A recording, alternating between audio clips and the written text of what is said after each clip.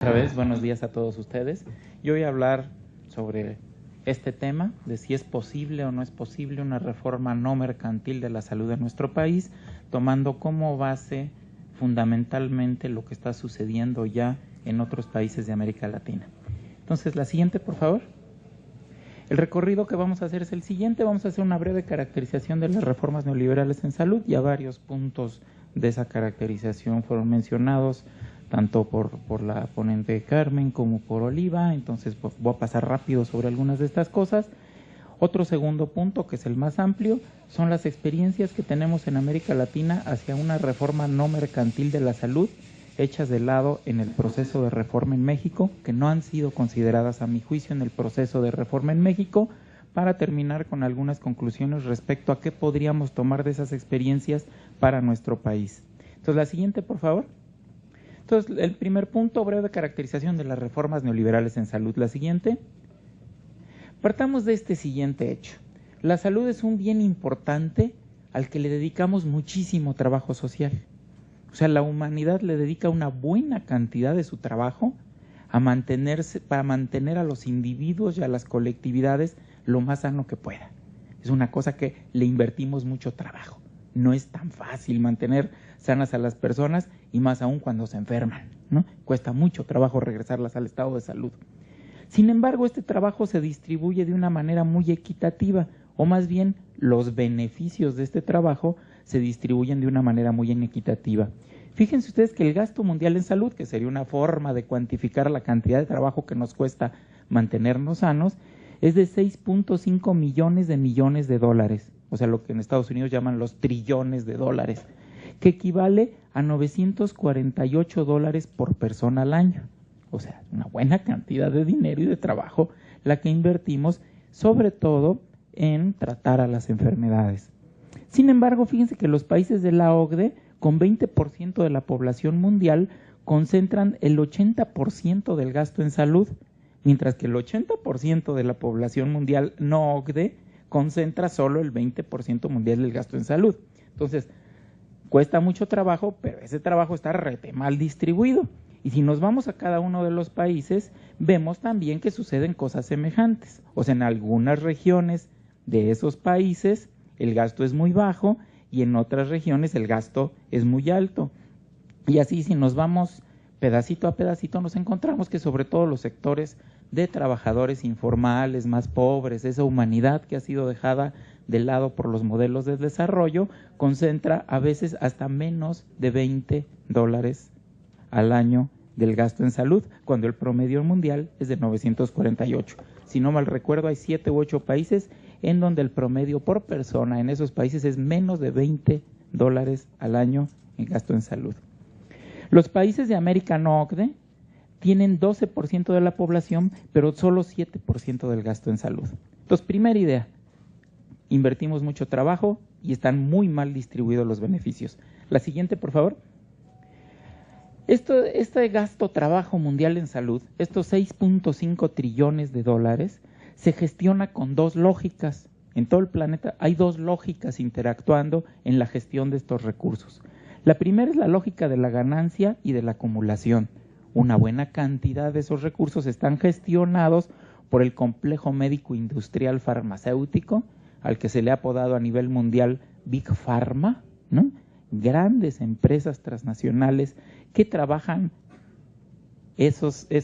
realizan, digamos, ese trabajo en salud, o sus trabajadores realizan ese trabajo en salud bajo la lógica de obtener ganancias y crecer y crecer y crecer como empresas, ya sea para reinvertir en ellas o en otras áreas de la economía, que pueden ser alcohol, cigarros, armas o lo que sea, o especular en las bolsas mundiales. Y el segundo es el capital financiero, aseguradoras y ahora articuladoras de salud, que también van tomando una parte del trabajo social destinado en salud para acumular ganancias en sus sectores, que después trasladan a las hipotecas que entraron en crisis y a todo lo que ustedes quieran. Esa es una lógica. Y tenemos otra lógica, la lógica de la participación estatal. En muchos países el trabajo social en salud no es gestionado para obtener ganancias, es gestionado para prestar servicio, para financiar los servicios, para producir los medicamentos y los equipos necesarios para atender a las personas, independientemente de si generan ganancia o no, Por ejemplo, en el IMSS no nos preocupamos mucho de que no obtiene ganancias, porque no lo hicimos para eso, ¿sí? Médica Sur sí se obtiene, sí se espanta mucho si no obtiene ganancias, y su consejo de administración se le paran los pelos de punta si las ganancias empiezan a caer o se empieza a ver números rojos, ¿no? Bueno, entonces tenemos estas dos lógicas gestionando el enorme gasto mundial en salud. La que sigue, por favor. Les puse aquí el ejemplo de los laboratorios farmacéuticos. De los 6.5 millones de dólares, la industria farmacéutica concentra 870 mil millones de dólares, no es millones de dólares, muchísimo dinero, y bueno, con una gran concentración, ¿no? Con grandes ganancias. Se calcula que Big Pharma obtiene en promedio ganancias de 70%, es una empresa muy lucrativa, con un conjunto de prácticas que no las voy a desarrollar aquí, pero que son terribles y que les han ocasionado cada año escándalos y multas enormes por muchos organismos reguladores estatales. Y bueno, tiene enormes ganancias, y 15% de los laboratorios más grandes del mundo concentran 50% del total de las ventas de la industria farmacéutica. O sea, la mitad de esa enorme cantidad que señalamos arriba está solo en 15 grandes empresas farmacéuticas que han sufrido todo un conjunto de fusiones. La que sigue, por favor. Bueno, esta gran importancia económica de la atención a la salud hace que el espacio de la salud sea visto por los grandes capitales del planeta como una posibilidad de obtener ganancias nada despreciables. Entonces nosotros tenemos que hay actores en el campo de la salud, grandes actores transnacionales, que todo el tiempo están buscando que una parte de esos 6.5 trillones de dólares pase a ser un espacio guiado bajo la lógica de la ganancia y de la acumulación, o sea, un lugar en donde ellos puedan invertir. Tenemos por ahí a la Fundación Bill y Melinda Gates, que hacen lo que en Estados Unidos han llamado ahora el filantrocapitalismo, ¿no? O sea, filantropía que va abriendo espacios para que las empresas que ellos controlan puedan ir invirtiendo en la salud. Tenemos al Banco Mundial, tenemos a la Fundación Rockefeller. De hecho, la Fundación Rockefeller es uno de los organismos empresariales más interesados actualmente en el mundo promoviendo las campañas del Universal Health Coverage, porque eso les va a abrir la posibilidad, como vamos a ver más adelante, de las inversiones en salud, de la gestión para la ganancia y la acumulación en salud. Tenemos al Foro Económico Mundial de Davos, que ha hecho un diagnóstico que ahorita vamos a pasar muy rápido sobre él. Tenemos al Instituto Carlos Slim y tenemos a FunSalud. De hecho, FunSalud, que es una fundación hecha por los grandes empresarios de este país, es quien ha dirigido la política sanitaria en los últimos 30 años, ¿sí? Y FunSalud, ustedes vayan a su página y vean quién es el consejo directivo y verán que el 95% son los grandes empresarios de este país, ¿no? Que están controlando y impulsando una política de salud basada en la ganancia y la acumulación, o en abrirle espacios a eso. Pasamos a la que sigue. El Foro Económico Mundial de Davos dice que hay dos opciones para los sistemas de salud. Hasta los nombres son interesantes, ¿no? ¿Cómo lo conciben? Sí, es claro quién es Davos, ¿no? O sea, son los grandes ricos del planeta que se reúnen cada año a discutir una serie de cosas. Entonces ellos dicen en salud, hicieron un diagnóstico y dice, la salud se puede ir a dos lados: a Health Incorporated, Health Inc., ¿no? En donde las fronteras de las empresas se redefinen, las corporaciones ofrecen más productos, los mercados se liberalizan, los gobiernos hacen recortes y emerge una solidaridad condicional, seguros limitados. O bien se puede ir a un nuevo contrato social, en donde se establece que los gobiernos son los responsables del sistema y de su eficiencia, regulando las actividades sociales y médicas hacia una vida saludable. La que sigue, por favor. Bueno, ¿qué dicen de Health Incorporated? Que los gobiernos rehacen sus balances económicos, reducen los servicios públicos, los mercados y planes de seguros se expanden, emergen nuevos jugadores en la industria de la salud. Ahorita vamos a tener un punto muy importante, que son las articuladores de sistemas o articuladores de fondos y sistemas prestadores de servicios de salud, que es una nueva figura que está proponiendo la reforma actual en México, que aparezca dentro del sistema, que permite la acumulación de ganancias. La que sigue, por favor. Bueno, aquí ellos citan que Apollo Hospitals y Mayo Clinic ya se están metiendo en la India y en China. El mismo debate que tenemos aquí se está dando en la India, en China, en Sudamérica, en todos lados, que es este tipo de modelos que están permitiendo la entrada de estos grandes sistemas privados de salud. Algunos sistemas de salud están al borde de la bancarrota, con limitaciones severas para proveer el cuidado universal de la salud, bancarrota muchas veces producida por los mismos gobiernos, y un cuarto de la población en este futuro que dibuja el Foro Mundial de Davos, dice no tendrá atención médica. La que sigue, por favor. Bueno, PricewaterhouseCoopers, que es una de las fuentes que citaba nuestra secretaria de Salud ahí en alguna de sus diapositivas, es una consultora privada internacional de las más grandes del mundo, con factura de varios miles de millones de dólares por sus consultorías que permiten a las empresas abrir negocios en donde están seguros que van a poder triunfar. Nos plantea que en México la reforma introducirá la posibilidad de agencias articuladoras, es decir, agencias que recibirán los fondos destinados a salud y con esos fondos comprarán atenciones vía capitación a los prestadores de servicios y que van a poder ser públicas o privadas y van a poder contratar servicios privados. Entonces, esta es una forma en el conjunto de reformas que se está abriendo para la entrada, para crear nuevos espacios de acumulación y de ganancias y para la entrada del capital a formas que antes eran estatales y que no le permitían poder entrar al negocio de la prestación de la salud. La que sigue, por favor. Bueno, según el nuevo contrato social, según el Foro Económico Mundial de Davos, los gobiernos mantienen sistemas públicos de salud e impulsan regulación de estilos de vida. Se entiende que, esto lo dice el Foro Mundial de Davos, que vivir de manera saludable es un deber ciudadano y la salud se concibe como un derecho humano, el cual el Estado está obligado a garantizar. No hablan mucho de esta, como que el Foro Mundial de Davos se inclina más por la segunda. Pasamos a la siguiente, por favor. Bueno, entonces con todo este panorama, ¿qué es lo que está pasando? En muchos países se está impulsando una reforma sanitaria muy parecida, muy semejante. La verdad es que la reforma, por ejemplo, de Colombia se llamaba Frenk-Londoño, aquí pues se llama Frenk, ¿no? Pero digamos, tiene más o menos los mismos rasgos, y si ustedes leen, por ejemplo, un artículo de uno de los críticos hindúes a la reforma sanitaria, que se llama Amit Segupta, los nombres difíciles de pronunciar, la crítica que hacen a la reforma en la India es exactamente la crítica que se está haciendo en muchos lugares del mundo y que tiene como base lo siguiente: abrir los fondos en salud a las empresas financieras y prestadores de servicios médicos, creando formas de aseguramiento y articulación que abren camino a las aseguradoras privadas, establecer paquetes acotados de servicios y nuevas formas de segmentación en la atención. Me desvío tantito, decía nuestra secretaria de Salud, garantías explícitas, pero también exclusiones implícitas. En México el Seguro Popular atiende los infartos, siempre y cuando el infartado no tenga más de 60 años.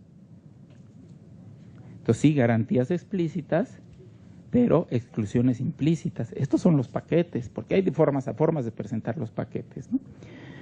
Bueno, entonces abrir los fondos públicos para comprar a prestadores de servicios privados. Esta es un poco la reforma que está surgiendo. Les puse ahí esta cita, fíjense, es Alejandro Gaviria, ministro de Salud en Colombia. Él dice, el asunto no es que la salud no es un negocio, ¿vale? Es negocio. La pregunta es cómo hacemos compatible el negocio con el bienestar general. O sea, lo primero es el negocio y luego vemos cómo le hacemos para que el negocio beneficie a todos. Es un poco la idea de este tipo de reformas, ¿no? La que sigue. Hay dos revisiones grandes de muchos artículos de investigación sobre las formas privadas de atención médica y sobre las reformas, ¿no? La primera de estas revisiones llegó a la conclusión de que los servicios médicos privados no son mejores que los públicos. Y la segunda, hecha por el mismo Banco Mundial, un equipo al que encomendó el Banco Mundial, es que las reformas que estaban haciendo aumentaban el acceso, pero otras cosas que se proponían, no gran cosa. De hecho, uno de los objetivos que han planteado de reducir el gasto de bolsillo, por lo menos en México y en Perú, no ha disminuido, sino que ha aumentado el gasto de bolsillo. Entonces, y el efecto que tiene en la situación de salud también ha sido muy dudoso, ¿no? Bueno, lo que sigue, por favor. Bueno, el caso de Colombia, vámonos muy rápido. En realidad lo que en Colombia está sucediendo es que el gobierno colombiano en realidad no quería hacer compatible el negocio con el bienestar general, sino el sistema de salud con los negocios. Eso es lo que quería hacer. Vamos a ver nada más 2 o 3 diapositivas sobre Colombia. La siguiente, por favor.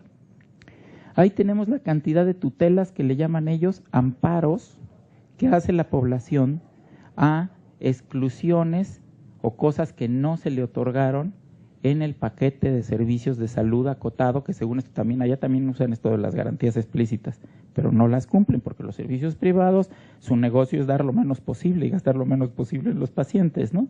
Entonces ahí está la cantidad de tutelas, 114,000 tutelas en un año, quejas. La que sigue, por favor.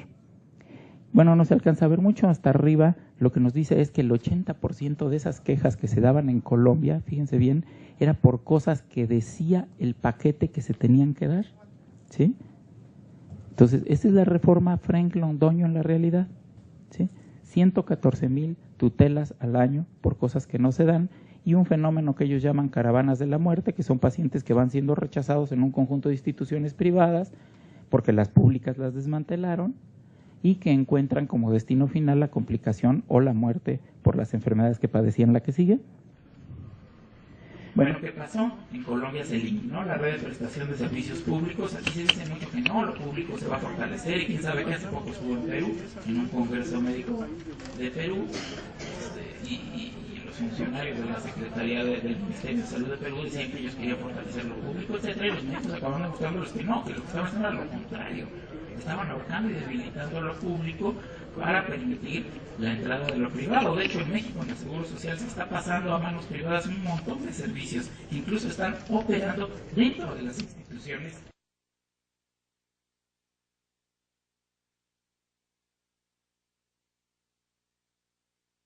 En salud de empresas articuladoras de servicios vinculadas con los proveedores y se deterioraron las condiciones laborales de los trabajadores del sector de la salud. La que sigue, por favor.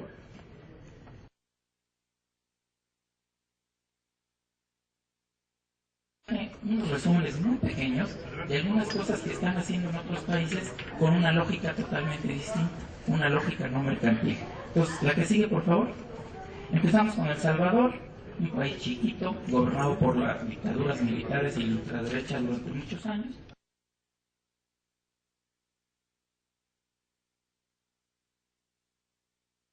Aumentaron el gasto público en salud, 75% para el primer nivel de atención y 45% para el segundo.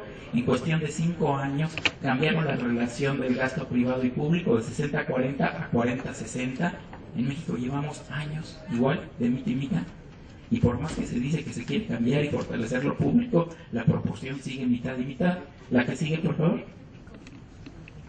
Fíjense qué es lo que hicieron ellos, ¿no? Dijeron, bueno, pues si el gasto de bolsillo afecta la accesibilidad a los servicios, pues quitamos las cuotas.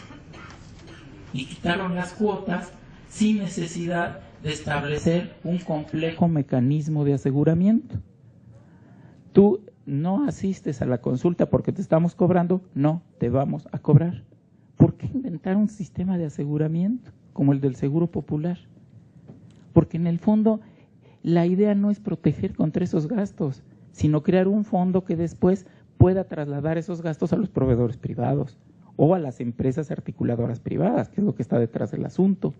Y esta supresión, fíjense bien, aumentó la demanda entre 25 y 40%, lo que muestra el peso de este tipo de barreras en la atención. ¿La que sigue? Se creó una red integrada de servicios, se construyen equipos comunitarios de salud y especializados, se construyen instalaciones en los lugares más apartados, ¿eh? Se fortalece la red pública de hospitales que estaba en proceso de desmantelamiento.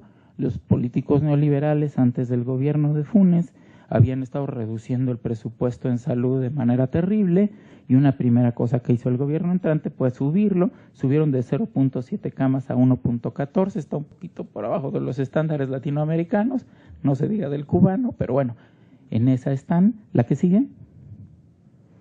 Se aprobó una ley de medicamentos para tratar de meter en cintura a Big Pharma, porque Big Pharma hace tropelía y media en el tercer mundo.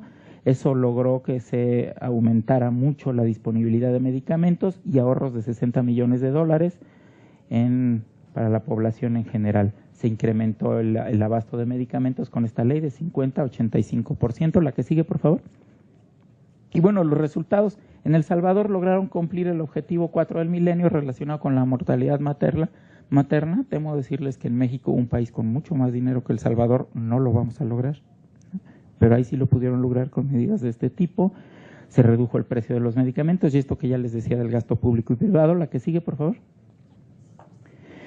Este es otro elemento fundamental de este otro tipo de experiencias en América Latina. Los paradigmas de corte neoclásico, neoliberal, nos dicen que la mano invisible del mercado mejorará las cosas, ¿sí? Que las afores en su competencia entre sí le darán más y más y más dividendos a quienes inviertan en las afores, ¿sí? Que quien oferte servicios de salud y esté en competencia con otro que está al lado, va a mejorar y mejorar la calidad de los servicios que ofrece. Pero eso no es cierto. Eso no es cierto porque estamos en condiciones profundamente oligopólicas y las posibilidades de acción de un conjunto de consumidores dispersos son muy bajas, ¿sí? Entonces este tipo de reformas tienen una lógica distinta, de la mano invisible del mercado al control social de instituciones que son de la colectividad. Yo no puedo contratar a McDonald's, ni siquiera es mía, pero sí puedo controlar al Ministerio de Salud o a la Secretaría de Salud de mi país o al Instituto Mexicano del Seguro Social porque son míos. Son instituciones sociales mías de la colectividad. Y entonces, este tipo de modelos impulsan mucho la participación popular. Les puse ahí una foto de un auditorio bastante grande del Foro Popular de Salud en El Salvador. Esto es participación popular. Están discutiendo desde las distintas regiones del país cómo debe de ser el sistema de salud que ellos están formando sin dejárselo a la mano invisible del mercado. ¿La que sigue? Bueno, Cuba. Digamos, Cuba es ejemplo, digamos, de lo que puede ser un sistema único, público, universal, gratuito, que atiende por igual a todas las personas. Su gasto en salud es 11.9% del PIB, muchísimo más que el 3 y cacho que nos comentaba la profesora Oliva. La que sigue, por favor. Los médicos y enfermeras se forman en grandes cantidades, ¿no? Mucho más que aquí. El número de camas son 5.9, aquí en México andamos en 1.6. Estamos arriba del Salvador, pero bastante abajo de Argentina y Brasil, ¿no? Y bueno, la participación popular es muy grande. Es impensable este sistema de salud sin los comités de defensa de la revolución y sin la Federación de Mujeres Cubanas. ¿La que sigue? Venezuela formó una nueva constitución en este proceso que llamaron Revolución Bolivariana.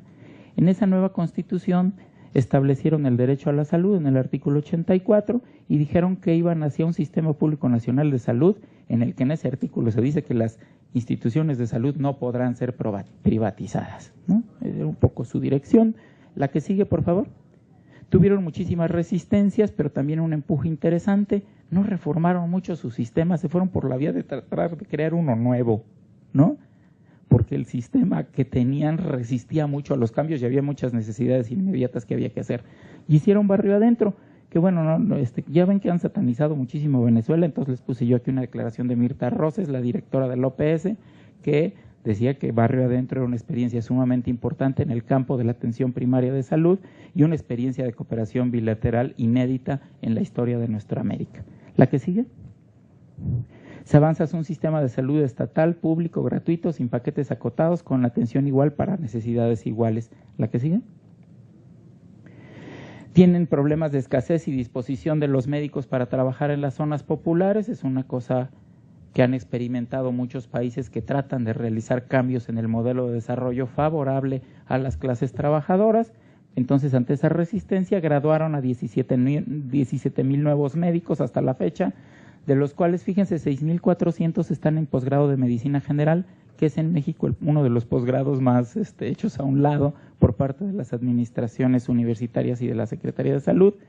Tienen residencias en salud pública y epidemiología, y fíjense que ellos ofrecen salarios 3 veces más altos a estos médicos egresados si trabajan en comunidades pobres y si firman una exclusividad contractual. Tiene que ver con lo que comentaban de México, ¿no? O sea, ¿cómo le hacemos los médicos que tenemos 2 trabajos? Bueno, pues tengamos uno en estas condiciones. La que sigue, por favor. En contraste, vean lo que sucede con el Seguro Popular en México. O sea, tenemos que entraron muchos médicos a trabajar por honorarios y los sueldos que tenían en comparación con los trabajadores que tenían un contrato de base estaban entre 50 y 60% menos. Entonces, en México castigamos al médico recién contratado que va a trabajar a las comunidades pobres en donde más se les requiere. Mientras que en Venezuela pues tiene una lógica distinta, sistema público con médicos bien pagados, que restablezca una cosa que es muy importante y que voy a mencionar en las conclusiones, que es la siguiente: se necesita restablecer un pacto entre los trabajadores de la salud y los pacientes. A los médicos los hemos sobrecargado de trabajo, los hemos vuelto enemigos de sus pacientes porque los atienden a las carreras, los hemos contrapuesto, los hacemos que trabajen dobles turnos, que trabajen en 2 instituciones. Necesitamos médicos bien pagados que decidan sobre sus instituciones y que puedan restablecer la relación médico-paciente y que no nos sigan sucediendo cosas como las que suceden, de que las señoras paren afuera de los hospitales porque el doctor dijo que no había. Por ahí, pues, este tipo de modelos están resolviendo las cosas muy distinto a esta lógica más basada en la atención mercantil. Es decirles que en Colombia se pasó por encima de los derechos de los trabajadores de la salud y están totalmente precarizados. Y eso rompe con todo pacto entre paciente y médico. ¿El que sigue? Bueno, han formado más de 8,000 comités de salud y el Ministerio de Salud se propuso fortalecer el proceso de participación y movilización popular. ¿La que sigue? En Venezuela, que tiene que ver con esto que mencionaba la doctora Oliva, 2 millones de personas salieron de la pobreza extrema, ¿no? En México seguimos igual o peor. En números absolutos la cantidad de pobres ha aumentado, ¿no? Entonces, tiene que ver con otro modelo, un sistema de salud distinto dentro de un modelo de desarrollo distinto. La pobreza general bajó de 49 a 23, la tasa de desempleo disminuyó de 16 a 7.1. La que sigue, por favor. Aumentó el porcentaje del presupuesto nacional dedicado a salud de 6.1 a 26.1, disminuyó la mortalidad de menores de manera muy importante. La que sigue. Aumentaron muchísimo los centros en el primer nivel de atención y se crearon este tipo de centros que en México no tenemos, que son como una cosa intermedia entre el primer nivel de atención y el segundo nivel, que son los hospitales, que son centros en donde hay especialistas básicos que atienden un conjunto de necesidades que no fueron resueltas en el primer nivel, pero que no requieren el hospital. Formaron muchísimos de esos, de 310 pasaron a 1939. La que sigue. Bueno, eso de Venezuela. En Bolivia también hicieron una nueva constitución, todos lo saben. Ahí tenemos al primer presidente indígena de Bolivia en toda su historia. Arrancó también todo un proceso de movilización social muy importante. En la Constitución plantearon hacer un sistema universal y único de salud, cosa que no han logrado por las mismas resistencias que los sistemas ofrecen en otros países. La que sigue. Sin embargo, pues impulsan cosas interesantes como el proyecto de salud familiar, comunitaria e intercultural, que en Bolivia es una cosa fundamental. O sea, la pertinencia cultural de los programas es fundamental. Se está elaborando un anteproyecto de la Ley del Sistema Único de Salud en asambleas y congresos con los movimientos sociales hoy en debate. Otra vez, participación popular es fundamental para reformar el sistema de salud. La mano invisible del mercado no va a generar buenos sistemas de salud, ¿sí? Se necesita que la gente participe. Y cuando en Bolivia decimos asambleas y congresos con los movimientos sociales, estamos hablando en grande. Estamos hablando que todos los pueblos se reúnen, discuten, llegan a acuerdos y lanzan sus propuestas. ¿Para qué? Para que se realicen congresos populares en cada departamento en la perspectiva de llegar a un congreso nacional que se va a realizar próximamente a fines del 2014. ¿La que sigue? Bueno, estas son algunas de las declaraciones de las organizaciones campesinas que están discutiendo esto. Hablan de que la salud es un derecho humano, social, fundamental y un bien público y no una mercancía. La que sigue. Están buscando un sistema de salud integral que sea universal, gratuito, que reconozca los saberes tradicionales. No están hablando de paquetes básicos, por supuesto, ni de articuladoras de servicios de salud, ni nada de estas cosas. La que sigue. Bueno, Brasil. Brasil es uno de los países en América Latina que tiene un sistema único de salud. ¿De dónde le vino el SUS a Brasil? Le vino de la confluencia de estas tres cosas. un movimiento de salud colectiva en universidades y en el Ministerio de Salud, movimientos de trabajadores de los pacientes, movimientos de pacientes, que durante la dictadura impulsaron un proceso de reforma sanitaria en contra de la privatización. Ya vamos terminando. La que sigue, por favor. Terminamos rapidísimo con el SUS. En 1986 hizo la 8ª Conferencia de Salud, llegaron al SUS, mientras que en México un conjunto de intelectuales como muy de corte neoliberal, agrupados alrededor de Funsalud, formaban una reforma neoliberal, pues ellos estaban impulsando una reforma en el sentido opuesto. Se formó el SUS en Brasil. La que sigue.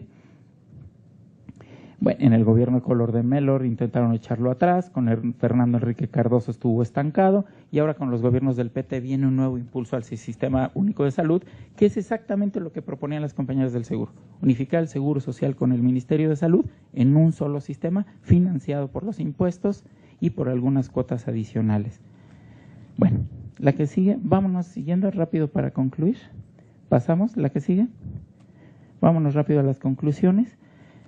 Ante la inminente reforma en México, ¿qué hacer considerando todo lo anterior? Mejorar las condiciones de vida y trabajo de la gente, no me meto más en eso, ya la doctora Oliva lo manejó mucho, y una reforma en una dirección opuesta a la actual.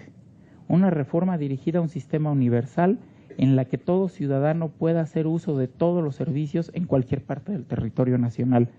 No son inventos míos, ya existen otros países y casi toda Europa está así. Y donde no está así, que es donde querían que no fuera así, que es el caso de España, se vino la marea blanca y lo pararon, ¿sí?